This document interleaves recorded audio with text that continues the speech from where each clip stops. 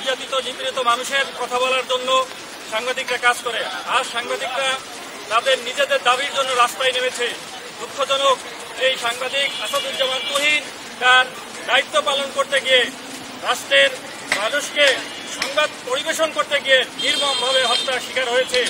আজ পত্রিকায়, টেলিভিশনে যা কিছু সংবাদ দেখা যায়, এই সাংবাদিকদের কলমে, ছবিতে উঠে আসে।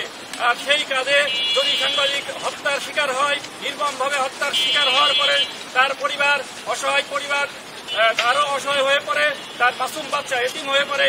রাষ্ট্রের দায়িত্ব এই সাংবাদিকদের নিরাপত্তা দেয়া, তাদের পরিবারের সুরক্ষা দেয়া।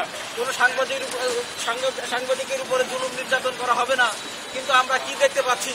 এই গত এক বছরে আমরা যেটা দেখতে পাচ্ছি সেটা হলো আইন শৃঙ্খলার চরম অবনতি, এবং এই অবনতির কারণে আমার মনে হয় এই সরকারের উপরেই মানুষের আস্থা উঠে যাচ্ছে। সুতরাং আমি সরকারের প্রতি আহ্বান জানাবো, আর যেন এই ধরনের কোনো ঘটনা না ঘটে এবং এর যেন দৃষ্টান্তমূলক সাজা হয়, এই জন্য আমরা সরকারের কাছে জোর দাবি জানাচ্ছি। গাজীপুরে আমাদের সাংবাদিক, আমাদের সহকর্মী তুহিনকে 85 উন্মাদনায় চাঁদাবাজরা, দেশদ্রোহীরা নির্মমভাবে হত্যা করেছে।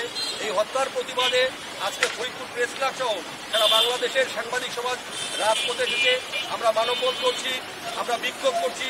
আমাদের দাবি অন্তর্বর্তী সরকারের কাছে অবিলম্বে এই খুনিদেরকে গ্রেপ্তার করে সর্বোচ্চ ফাঁসি দিতে হবে। আর যদি তা না হয়, আর সারা দেশে যেভাবে সাংবাদিকদের পরে বিভিন্ন জায়গায় বিভিন্ন হামলা হচ্ছে, তাদের কাজে বাধা প্রদান করা হচ্ছে, আমরা এই অন্তর্বর্তীকালীন সরকারের কাছে আমাদের দাবি, তারা যেন সাংবাদিকদের নিরাপত্তায় সর্বোচ্চ ভূমিকা পালন করে। আমাদের সভাপতি ইতিমধ্যে বলেছেন, আপনারা জানেন সাংবাদিকরা জাতির বিবেক, এরা রাষ্ট্রের চতুর্থ স্তম্ভ। এই স্তম্ভ ধ্বংস করার জন্য সমস্ত যুগে যুগে ফ্যাসিস্টরা, এই ঔপনিবেশিক শাসন আমল থেকে শুরু করে অদ্যাবধি পর্যন্ত ফ্যাসিস্টরা কাজ করে যাচ্ছে। এই চতুর্থ স্তম্ভকে ধ্বংস করার জন্য আমরা আশা করব আমাদের 24-এর যে গণ অভ্যুত্থান, এই 24-এর গণ অভ্যুত্থানের যে চেতনা, যে স্পন্দন, এই স্পন্দনকে বুকে ধারণ করে এই সরকার আমাদের প্রতি সম্মান জানাবে। সাংবাদিকদের কাজ করার জন্য একটা সুস্থ এবং সুন্দর পরিবেশ আমাদের প্রিয় ভূমি বাংলাদেশকে তারা করে দেবে। হয়েছে গত একটি বছরে এরকম একটি পরিসংখ্যানের তথ্য আমরা দেখতে পেয়েছি যে বিভিন্নভাবে আমাদের সাংবাদিকদেরকে তাদের কণ্ঠ রোধ করার জন্য বিভিন্নভাবে তাদেরকে চেষ্টা করা হচ্ছে, এবং যে ক্ষেত্রে তারা পারছে না সেক্ষেত্রেই আমাদের সাংবাদিকদের উপর তাদের স্টিমকে রুলার সেগুলো চালিয়ে তাদেরকে মুখ বন্ধ করার পায়তারা করা হচ্ছে।